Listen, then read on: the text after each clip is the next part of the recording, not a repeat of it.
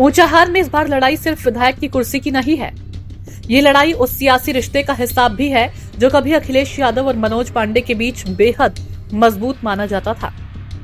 एक तरफ योगी सरकार के कैबिनेट मंत्री मनोज पांडे हैं जो बीजेपी के टिकट पर फिर ऊंचाहार से ताल ठोकने की तैयारी में है, तो दूसरी तरफ अखिलेश यादव के सामने सवाल है, आखिर ऐसा कौन सा चेहरा उतारा जाए जो 3 बार के विधायक की विजय रथ को रोक सके। सपा कांग्रेस गठबंधन, मौर्य वोट और पुराने राजनीतिक समीकरण इस मुकाबले को 2027 की सबसे चर्चित लड़ाइयों में शामिल कर सकते हैं। उत्तर प्रदेश की राजनीति में कई सीटें ऐसी होती हैं जहां चुनाव सिर्फ 2 उम्मीदवारों के बीच नहीं होता, बल्कि पुराने रिश्तों, बदले की राजनीति, जातीय समीकरण और व्यक्तिगत साख का भी इम्तिहान होता है। रायबरेली की ऊंचाहार विधानसभा सीट इस बार कुछ ऐसी ही तस्वीर पेश कर रही है। मनोज पांडे कभी समाजवादी पार्टी के बेहद करीबी नेताओं में गिने जाते थे, लेकिन 2024 के राज्यसभा चुनाव में उन्होंने पाला बदला और बीजेपी का दामन थाम लिया। इसके बाद उनकी राजनीतिक पहचान पूरी तरह बदल गई। आज वह योगी सरकार में कैबिनेट मंत्री हैं और 2027 में बीजेपी के टिकट पर ऊंचाहार से चुनाव लड़ने का दावा भी कर रही हैं। यानी जिस नेता के साथ कभी अखिलेश यादव खड़े दिखाई देते थे, अब उसी नेता को हराना समाजवादी पार्टी के लिए सिर्फ चुनावी चुनौती नहीं बल्कि राजनीतिक प्रतिष्ठा का सवाल भी बनता दिखाई दे रहा है। मनोज पांडे का ऊंचाहार में व्यक्तिगत प्रभाव भी इस मुकाबले को आसान नहीं रहने देता।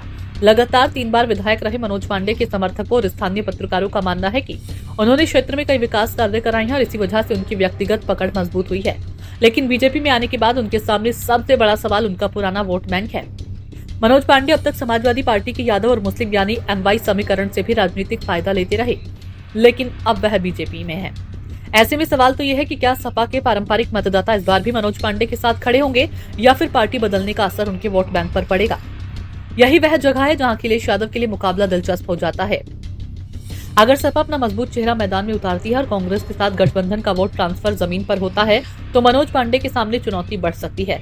लेकिन इसके लिए अखिलेश यादव को सबसे पहले एक ऐसा उम्मीदवार तलाशना होगा जो सिर्फ पार्टी का टिकट लेकर मैदान में न उतरने वाला चेहरा ना हो, बल्कि ऊंचाहार के स्थानीय समीकरणों को भी साध सके।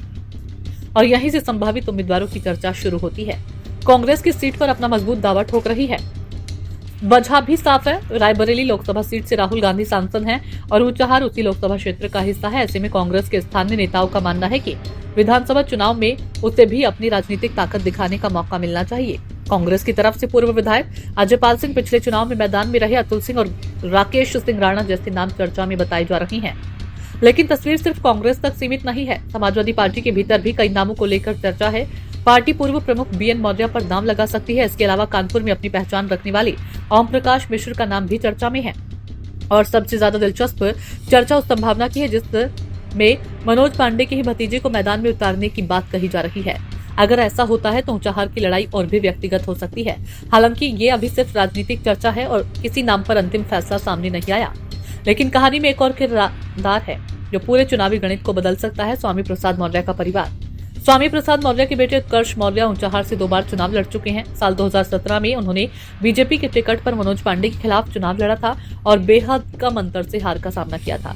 अब अगर सपा कांग्रेस गठबंधन उत्कर्ष मौर्य को टिकट नहीं देता तो एक तीसरे मोर्चे की संभावना भी चर्चा में है। ऐसी स्थिति में स्वामी प्रसाद मौर्य अपनी नई राजनीतिक पार्टी और छोटे दलों के गठबंधन के जरिए अपने बेटे को चुनाव मैदान में उतार सकते हैं। और अगर ऐसा हुआ तो मुकाबला सिर्फ बीजेपी बनाम सपा कांग्रेस का नहीं रहेगा। तीसरा उम्मीदवार मौर्य और कुशवाहा वोटों में सेंध लगा सकता है और अगर वोटों का बंटवारा हुआ तो इसका सीधा फायदा किसे मिलेगा, ये चुनावी नतीजों पर निर्भर करेगा। यही ऊंचाहार की सबसे बड़ी पहेली है। एक तरफ मनोज पांडे के पास 3 बार विधायक रहने का अनुभव है, सरकार में कैबिनेट मंत्री का कद है और बीजेपी का संगठन है। दूसरी तरफ सपा कांग्रेस गठबंधन है जो मनोज पांडे को उनके पुराने राजनीतिक गढ़ में घेरने की कोशिश कर सकता है। इसके बीच मौर्य वोटों का समीकरण है जो तीसरे कोण की एंट्री से और ज्यादा महत्वपूर्ण हो सकता है। लेकिन क्या अखिलेश यादव वास्तव में मनोज पांडे के खिलाफ किसी ऐसे चेहरे को उतारेंगे जो व्यक्तिगत मुकाबले को राजनीतिक बदले की लड़ाई में बदल दे? यही सबसे बड़ा सवाल बना है, क्योंकि अखिलेश यादव के लिए ऊंचाहार सिर्फ एक विधानसभा सीट नहीं, मनोज पांडे का सपा से बीजेपी में जाना पार्टी के लिए एक बड़ा राजनीतिक झटका भी माना जा रहा है। ऐसे में अगर सपा 2027 में उन्हें उसी सीट पर शिकस्त देती है तो उसका राजनीतिक संदेश पूरे प्रदेश में जाएगा। दूसरी तरफ मनोज पांडे के लिए भी ये चुनाव बेहद महत्वपूर्ण होगा। वह लगातार 3 चुनाव जीत चुके हैं। अब चौथी बार जीत सिर्फ विधायक के रूप में उनकी वापसी से नहीं होगी, बल्कि बीजेपी में उनके राजनीतिक फैसले की ताकत का भी प्रमाण मानी जाएगी। 2024 के लोकसभा चुनाव में उन्होंने राहुल गांधी के खिलाफ बीजेपी के पक्ष में प्रचार किया था। 2027 में वही ऊंचाहार के लिए अगली बड़ी परीक्षा बनने जा रहा है। इसलिए ऊंचाहार में सवाल सिर्फ ये नहीं है कि बीजेपी किसे टिकट देगी। बीजेपी की तरफ से मनोज पांडे की दावेदारी मजबूत मानी जा रही है।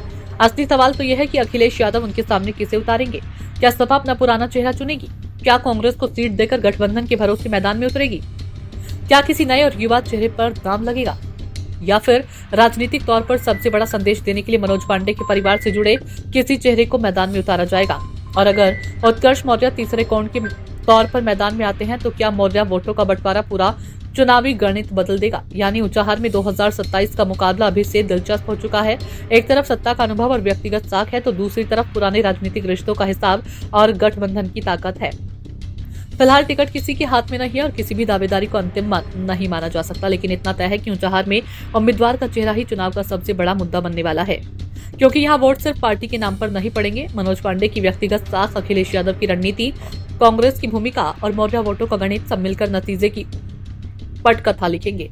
अब इंतजार सिर्फ उस नाम का है जिसे अखिलेश यादव मनोज पांडे के सामने उतारेंगे, क्योंकि ऊंचाहार में 2027 की असली सियासी लड़ाई शायद चुनाव की तारीख घोषित होने से पहले ही शुरू हो चुकी है।